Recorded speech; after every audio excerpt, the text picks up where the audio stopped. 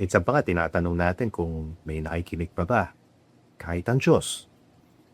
Hello ulit sa inyo, and salamat sa pagsama sa isa na namang episode ng Liham Talks. Ngayon, may liham tayo tungkol sa pananampalataya sa gitna ng pinagdadaanan. Tara, seti tayo.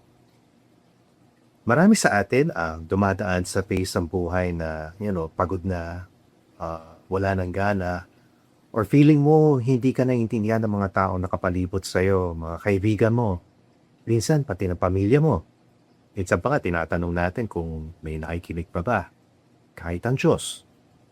Pero sa ganitong mga moments, naalala natin na hindi talaga tayo nag-iisa.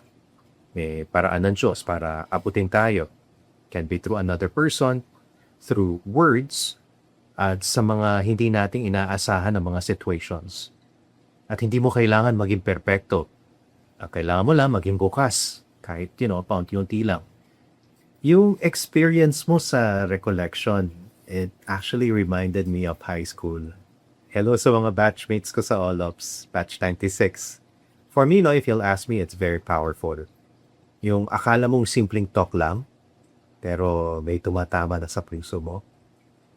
Doon mo nare-realize na may mas malalim na kumapausap na sa'yo. And yung pag-amin mong hesitant ka mag-confess pero ginawa mo pa rin, very relatable yan. Marami rin ang takot mag-open up o harapin yung sariling sakit. Pero kaya na nangyari sa'yo, kailangan lang minsan ng tapang para gumaan na talagang loob. At yung pag-iyak mo, hindi yan kahinaan. Kundi simula ng pagkaan ng bigat na matagal mo nang tinatala.